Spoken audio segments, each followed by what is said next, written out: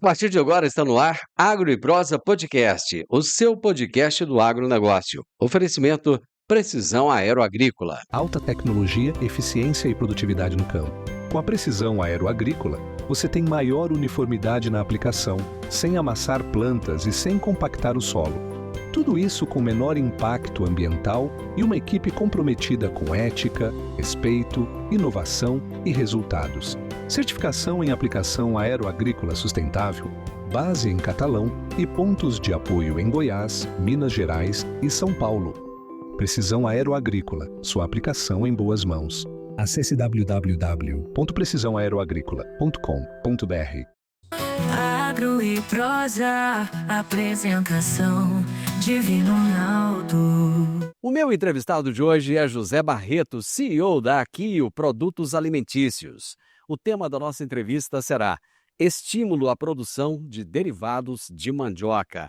José Barreto, como é que você está, meu amigo? Tudo bem? Opa, Divino, tudo bom? Tudo Ca- certinho por aí, como vão as coisas? Cara, maravilhoso, tudo muito bem. Você está em Guarulhos, São Paulo? Isso, eu tô aqui diretamente no nosso escritório, na nossa sede aqui em Guarulhos, São Paulo. Guarulhos é uma grande cidade? Eu estou te perguntando isso porque a gente conhece o aeroporto de Guarulhos e agora eu sei que tem a Aquio Produtos Alimentícios aí, que é uma grande empresa também. Mas é uma cidade grande, ô José? É uma cidade bem grande, mas às vezes ela é um pouco esquecida porque ela tá bem coladinha com São Paulo, né? Faz divisa aqui com o município, mas é uma cidade que vem crescendo bastante nos últimos anos, tem mais de 1 milhão aí de habitantes e sede de muitas outras empresas, além, é claro, do Aeroporto Internacional de Guarulhos. Conta um pouquinho da história da Aquio pra gente. Há quanto tempo a empresa existe? Como é que ela começou? E como é que vocês entraram no ramo da mandioca, cara? Claro, vamos lá. Bom, Akio, para quem já deve ter percebido, né, é um nome oriental, na verdade é um nome japonês, porque ela foi fundada por um japonês imigrante, né, em 1983, ali no bairro do Cambuci, na cidade de São Paulo mesmo. E no comecinho dos anos 90, com aquela crise econômica e tal, que o país estava passando, ele quis, o fundador, né, o tio Roberto, aquilo era o nome do filho dele, o primogênito, ele queria voltar para o Japão porque ele achava que lá ia ter mais oportunidade de, de vida e tal e tudo mais. E aí ele não queria vender a empresa para qualquer pessoa. Nisso, os meus pais conheciam o senhor Roberto e meus pais já eram ali pequenos empreendedores, né? Eles tinham uma Kombi cheia de doce e eles saíam na rua vendendo para os botecos da periferia e tudo mais. E aí era muito amigo, né, do seu Roberto dos meus pais. Ele ofereceu para os meus pais adquirirem a empresa, cuidarem da empresa enquanto ele voltava para o Japão. Mas meus pais também não tinham muito dinheiro na época e tal, e aí ele entregou a empresa mesmo assim, o pessoal chama de fiado, né? E meus pais pegaram, começaram a tocar a empresa e com 1 ano eles conseguiram quitar. E na época aquilo era só uma pequena empacotadora de alho, né? Então a gente comprava alho na zona cerealista, nem era direto ainda com o produtor rural. E a gente mesmo descascava, pesava, embalava e vendia para o varejo local ali em volta da região do Cambuci. Só que quando os meus pais assumiram a empresa, a gente foi aos poucos, né, levando novos produtos, aumentando a cartela de clientes. A gente deixou de produzir só o alho a granel empacotado, fomos para o alho triturado, alho frito. E aí em 2007, 2008 mais ou menos, um produto que era novidade, vamos dizer assim, para a gente aqui na região, né, Sudeste, era a tapioca. A tapioca, né, é um produto milenar aí da cultura indígena brasileira, mas não existia um produto pronto para consumo no varejo, no mercado, né? Você consumia só tapioca aqui indo em feiras de rua, ou em lanchonetes, ou em Casa do Norte, por aí vai. E aí, nesse processo, meu pai conheceu um rapaz, e aí a gente começou a fabricar e vender a tapioca para alguns supermercados, estamos fazendo alguns testes.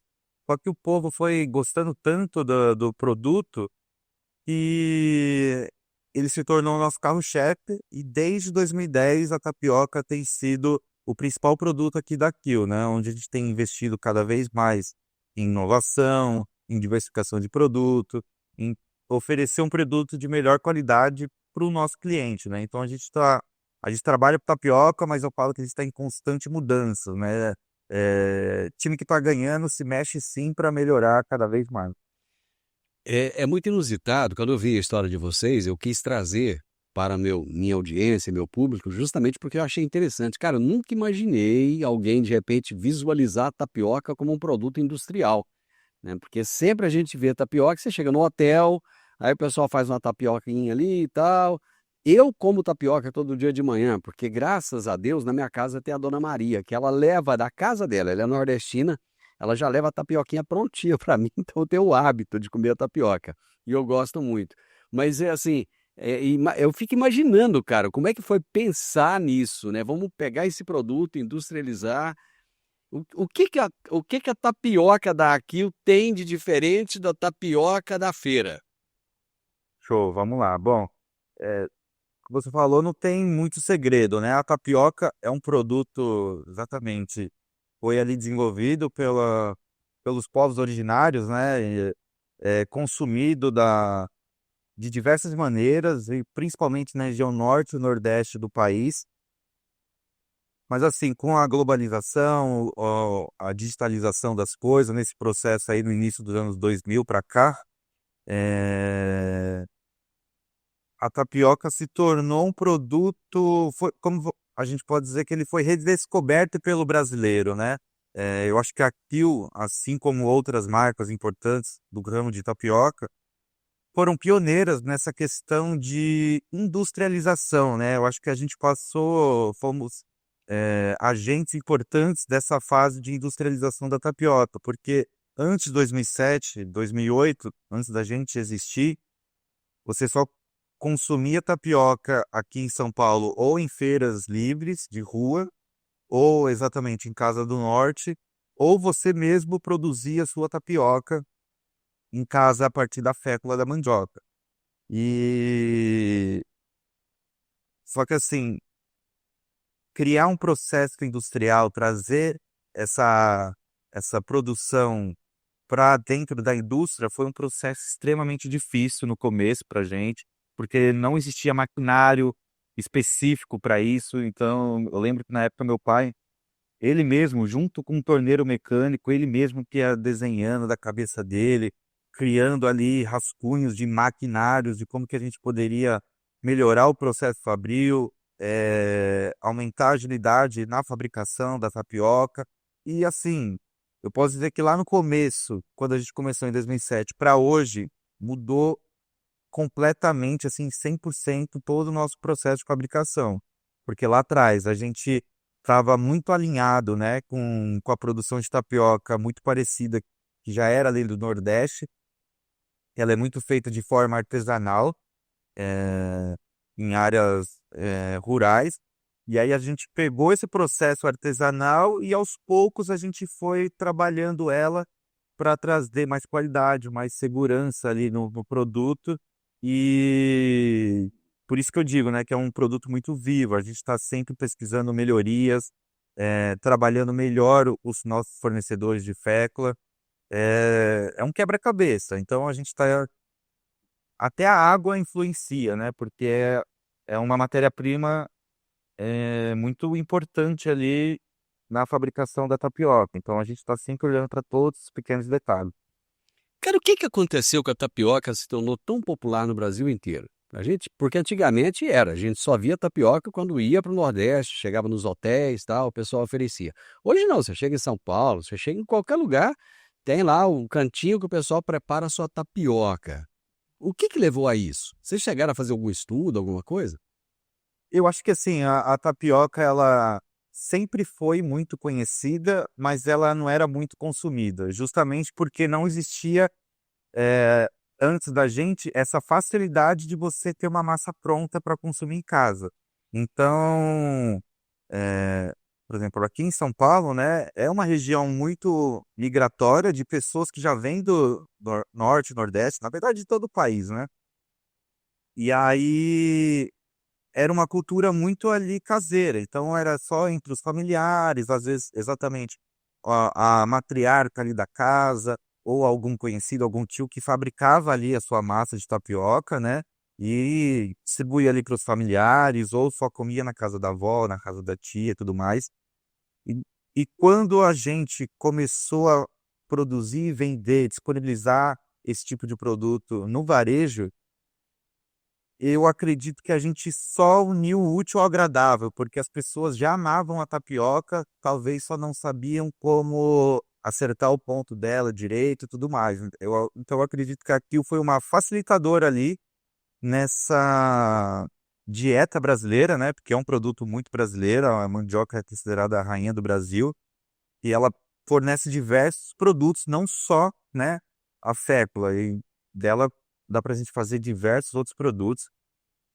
Inclusive, a gente também está estudando como criar novos produtos a partir da fécula da mandioca, né?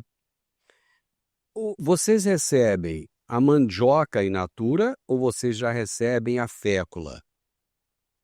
Na verdade, aqui a gente já recebe a fécula, né? A gente passa por um processo rigoroso de homologação de fornecedores.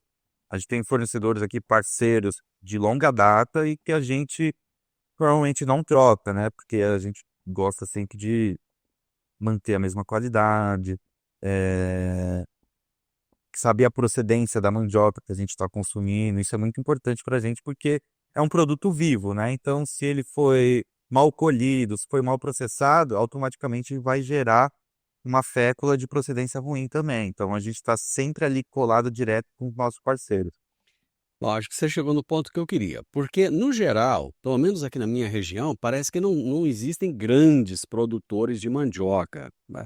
A mandioca parece que é uma coisa mais, não sei, cara, assim, mais de fundo de quintal, né? Parece que o pessoal não produz tanto. Existem grandes produtores de mandioca no Brasil? Existe bastante e está bem espalhado, tá?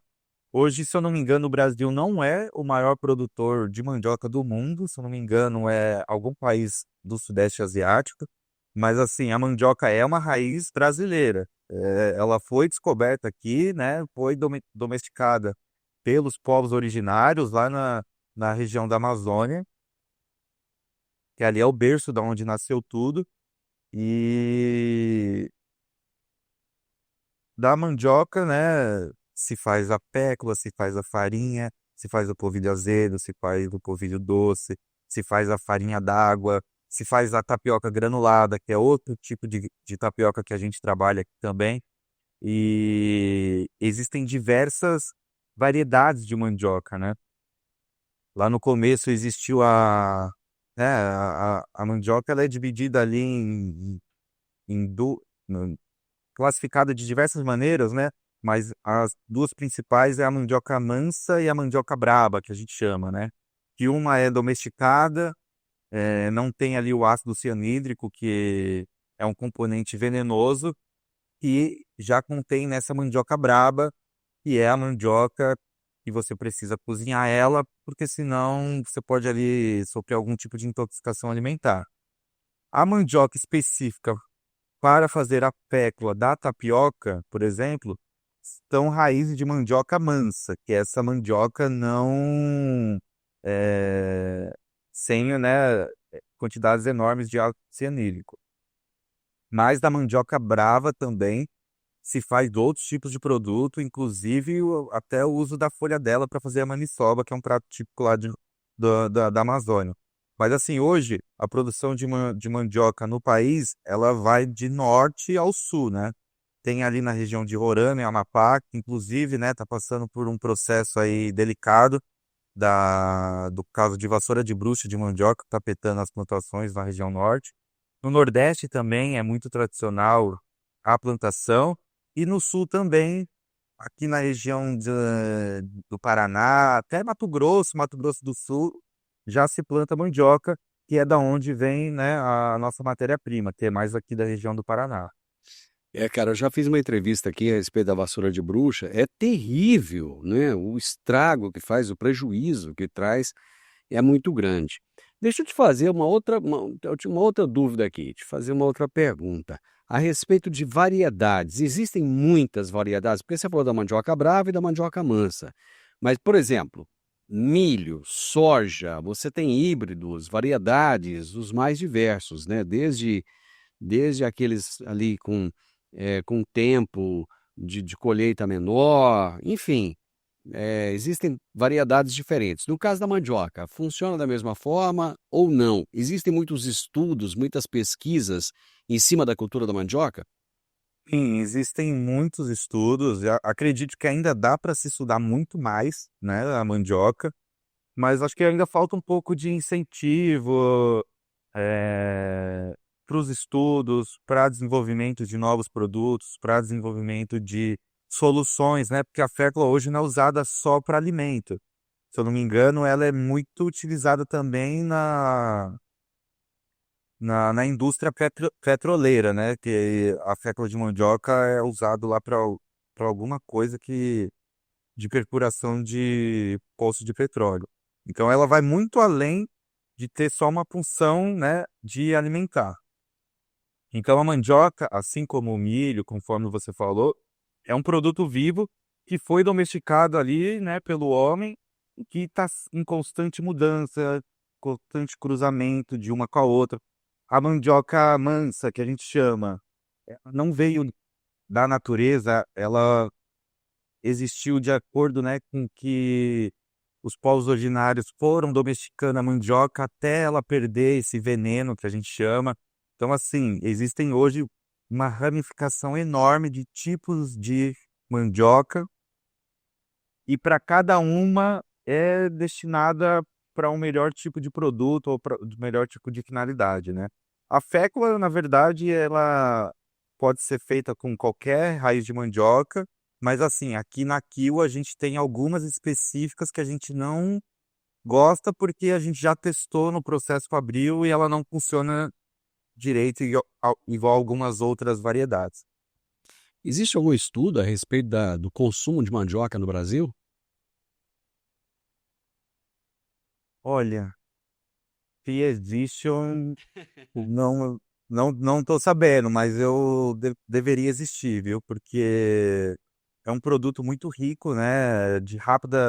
Um carboidrato de rápida absorção, é, que combina, assim, é muito diverso, né? Dá pra gente combinar com várias outras coisas, com vários recheios, dá para fazer o pão de queijo, é feito também, né, da pécula.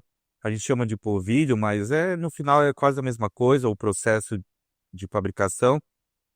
Então, assim, a popularização do Brasil, né, fora aí, que a gente está vendo o Brasil sendo muito evidente internacionalmente, está trazendo, né, acho que ano passado a gente bateu recorde aí de turistas internacionais no país, e isso também vai fazendo com que o turista de fora venha conhecendo os produtos brasileiros. Então, o consumo de tapioca lá fora também está crescendo, né, seja ela no pão de queijo que o pessoal vem comer e tal. E são todos produtos que usam como base, tem como base a mandioca, né?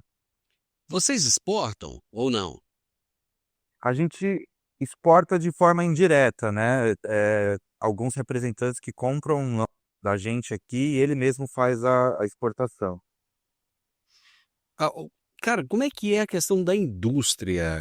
O fato de você operacionalizar toda a operação ali, você industrializar a operação, isso faz com que você tenha um ganho maior como é que eu diria, um produto mais padronizado, padronização, era isso que eu queria chegar. Existe uma padronização maior, o fato de você industrializar o produto? Existe sim, porque eu disse, né? A gente começou num processo ali muito meio que artesanal, porque não se existia maquinário naquela época, quando a gente começou a fabricar a tapioca.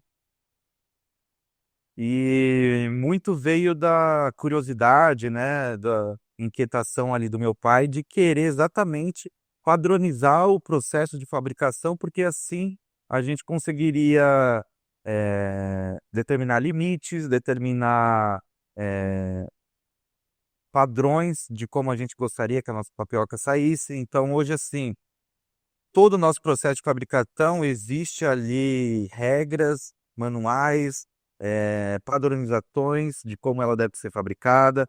A partir do momento que a gente recebe a matéria-prima, ela já é testada pelo nosso time de qualidade, que vai desde controle de umidade até pH, porque tudo isso varia ali depois no finalzinho o sabor que vai dar na tapioca. Quantas tapiocas vocês fabricam por dia? Por dia, cara, é bastante coisa, viu? Mas assim, ano passado, né, a gente fechou 2025 com uma produção aí mais ou menos de 2.200 toneladas de tapioca 2.200, isso no ano? no ano, toneladas. É muita coisa.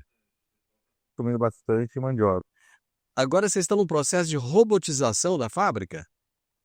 Exato, a gente está entrando agora numa nova fase que é essa robotização em alguns processos ainda na fabricação de tapioca que depende bastante da força braçal, né? Então a gente está nesse processo de cada vez mais ter uma linha de produção contínua, onde eu não tenha que ter interferência humana no processo de tapioca para ela sair agora cada vez mais padronizada, né? Então, assim, a gente padronizou bastante processos dessa fabricação e aí agora para 2026 o nosso foco é de uma forma agora robotizar 100% da nossa produção de tapioca.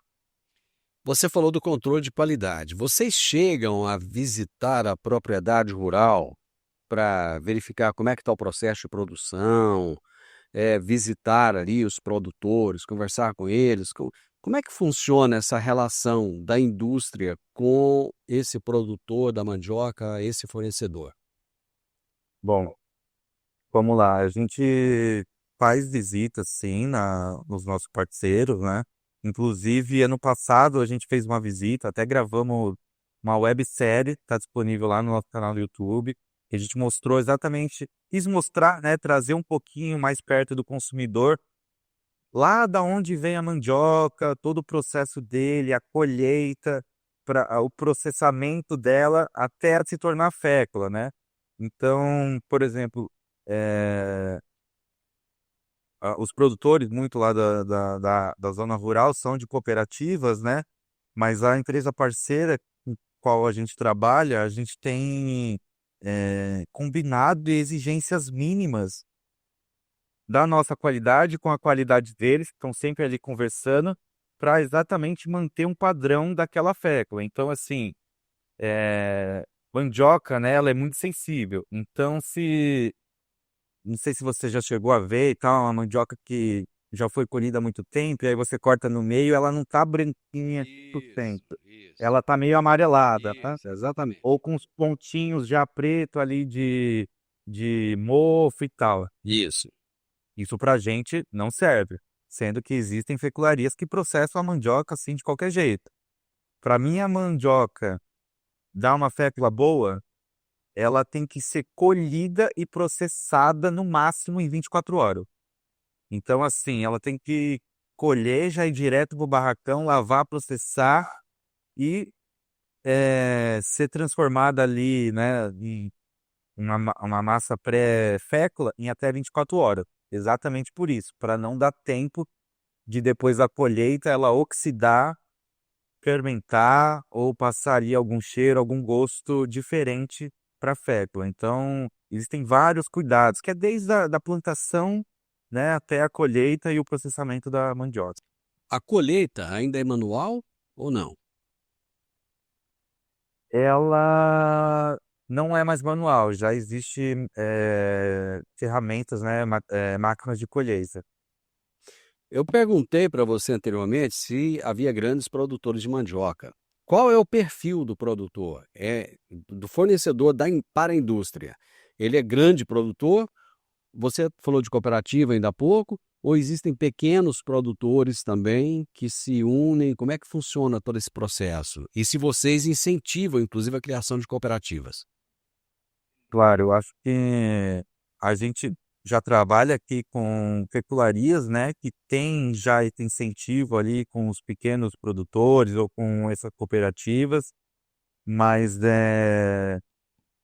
infelizmente hoje ainda eu não consigo trabalhar com matéria-prima de pequenos processadores de mandioca, porque eu já cheguei num nível que eu preciso ali de exigências mínimas de qualidade para eu conseguir passar uma segurança alimentar para o meu consumidor final. Então, conforme eu disse, existem diversas pecularias, diversos produtores, diversos tamanhos, mas hoje, assim, tudo vai depender da minha homologação, né? Diversos, né, eh, momentos, fases daí do ano, várias pecularias entram em contato com a gente, quer mandar amostra de produto e tal. E assim, a gente recebe, a gente analisa, a gente liga para as empresas, pede laudos técnicos, né, que não depende só ali da gente testar a pécula na hora, a gente precisa de laudos técnicos assinados, né, devidamente ali pelo responsável da empresa parceira, para exatamente passar ali a segurança para o meu produto, porque quando ele está disponível na gôndola, no ponto de venda, o consumidor tem a certeza que ele está levando um bom produto para casa dele. Qual é o perfil do consumidor de vocês? Olha, o nosso perfil é bastante variado, viu? Hoje é ali a pessoa que mora em casa com a família, mas também mora sozinho e quer uma praticidade. Por isso que também a gente diversificou as nossas embalagens de tapioca, né? Antes, no começo, a gente só vendia embalagens de 500 gramas e de 1 quilo, mas a gente está vendo aí, né, na mudança da evolução, essa nova geração que as famílias estão se tornando cada vez menores. Hoje são famílias compostas por 2 pessoas ou até mesmo uma pessoa que mora sozinho aqui em São Paulo, bastante, né, nas zonas urbanas. E por conta disso a gente teve que diversificar também as variedades de embalagens disponíveis para que esse consumidor se sinta ali representado, né? Então, recentemente a gente lançou a nossa embalagem um pouco menor, que é de 320 gramas, que é uma embalagem intermediária, né, entre meio quilo e 1 quilo, para aquela pessoa ali que consome mais tapioca, mas mora sozinha ou mora com mais uma pessoa. E também a gente criou a versão porção individual, que é uma embalagem com 7 porções individuais para você fazer sua tapioca em casa, sem ter que abrir o pacote e depois ter que guardar ele na geladeira para manter ele refrigerado e durar mais tempo, né? Então, esse pacote é uma inovação que você abriu, já tem ali a quantidade certa para você fazer uma tapioca média, numa panela média. Usou, fez, pronto, pode deixar lá as outras embalagens no seu armário de casa, ou até mesmo colocar na bolsa para levar para o trabalho, para fazer uma tapioca ali na hora do lanche. São soluções que a gente vai criando para abranger mais consumidores e conseguir, né, atingir cada vez mais o público brasileiro. Qual é o tempo de prateleira desse produto de vocês? Olha, o nosso tempo de prateleira é 9 meses. A gente tem estudos aqui e tal para aumentar o shelf life da tapioca, mas isso não é algo que esteja na nossa prioridade, porque de qualquer forma, assim, eu não quero que o produto dure mais na prateleira. Eu quero que as pessoas consumam o produto fresco. Então, assim, entregar a pessoa ter ali um produto fresco para conseguir consumir em casa, porque depois de um tempo a tapioca ela vai sofrendo algumas mudanças, né? Físico-químicas, seja por incidência de luz, seja por um armazenamento que não foi tão legal. Então, assim, o shelf life hoje é de 9 meses, mas eu gosto sempre de oferecer a tapioca mais fresquinha para o meu consumidor. Bom, para a gente finalizar, vamos falar agora para o pessoal que planta mandioca, que deve estar ouvindo a gente assim, curioso, né? Tentando entender um pouco mais. Consumo, tendências de consumo. Você acha que existe alguma tendência de aumento do consumo de mandioca no Brasil? a partir nos próximos anos agora? Você acha que não, já chegou onde deveria chegar? Não, eu acredito que exista sim, né, muita oferta e muita oportunidade de aumento de consumo de mandioca. Eu falo isso porque há 10 anos atrás, só existia eu e mais algumas outras empresas que fabricavam esse produto para vender no varejo. Hoje, já são mais de 200, 300 marcas, muitas marcas regionais. E assim, a cada dia que passa vão surgindo novas marcas. E se surgem novas marcas é porque a demanda ainda é alta e está pedindo. Então eu acredito que o aumento do consumo de mandioca tende a crescer ainda nesses próximos anos, aí, pelo menos nos próximos 5 anos, porque a gente está entrando numa nova fase, né? Que é, a gente está passando pela industrialização da tapioca e agora, né, eu penso, né, quais são os outros produtos, né, que eu posso industrializar a partir da fécula, usando como base a tapioca. Então, eu acredito que tem muitas empresas aí estudando como podem usar a tapioca para outros produtos, como podem usar a tapioca para substituir outros ingredientes, como, por exemplo, a farinha de trigo, né? Porque aí a tapioca acaba virando uma solução sem glúten para as pessoas, e aí tem bastante desse apelo de saudabilidade, esse mercado wellness que vem crescendo. É uma fonte de carboidrato de absorção rápida. Então, assim, o Brasil que está entrando na moda, né? Conforme eu falei, muita gente, muitos turistas internacionais estão vindo para cá, pessoas que estão começando a conhecer a tapioca e aí querem levar para o seu país ou, né, consumir de outra forma. Então, olha, eu acho que dá sim para os produtores investirem mais, investir em cadeias, talvez, né, de produção de tapioca orgânica, que a demanda de mandioca orgânica no Brasil ainda é muito baixa, e é uma área que tende a crescer, e por aí vai, assim, acho que o mercado está cada vez mais exigente, isso é uma coisa que a gente está querendo trabalhar agora com os nossos parceiros, que é talvez levar, né, ter a proveniência da fécula de agriculturas que passaram, né, por uma agricultura regenerativa, por essa questão de sustentabilidade e ecologia que está crescendo bastante. Então, assim, é uma infinidade de coisas que dá para melhorar, aprimorar e aumentar o consumo de mandioca no Brasil. Zé, adorei conversar contigo, adorei saber que tem tapioca prontinha lá no supermercado aguardando. Eu vou procurar, hein? Vou procurar os produtos da Akio aqui no supermercado. Eu não sei se eu vou achar aqui, mas eu vou procurar. Fiquei curioso agora, viu? Fiquei curioso. Obrigado, foi um prazer falar contigo. Obrigado, o prazer é todo meu e até a próxima. Só deixa aí pra gente, antes de você finalizar, deixa aí onde é que o pessoal encontra vocês. Boa, para quem quiser encontrar a gente, é só ir no nosso site www.akioroxo.com.br ou nas nossas redes sociais, que é o @akioroxo, AKIOROXO. Muito bem. Abraço. Abraço, até mais. Até mais. Eu conversei com o José Barreto, que é o CEO da Akio Produtos Alimentícios, e ele falou pra gente a respeito da produção de tapioca. Gente, eu achei fantástico esse negócio. O pai dele teve que produzir máquinas, teve que inventar, teve que criar. Isso é muito do brasileiro, né? O brasileiro tem muito essa coisa do professor Pardal, por isso que ele é tão empreendedor. Se você gostou da nossa prosa, deixa um gostei aí pra gente, compartilhe com um montão de gente que gosta de tapioca e com aqueles que não conhecem também, tá bom? Deixe comentários se você gosta ou não, se você come ou não tapioca, e se inscreva no nosso canal. Grande abraço para todos vocês e até a nossa próxima prosa. Tchau, tchau. O podcast Agro e Prosa tem o objetivo de falar do agronegócio de forma fácil, simples e descomplicada.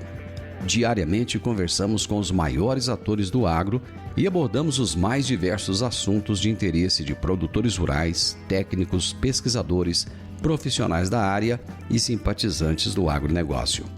Se você gosta do nosso podcast, então você pode nos ajudar. É muito simples.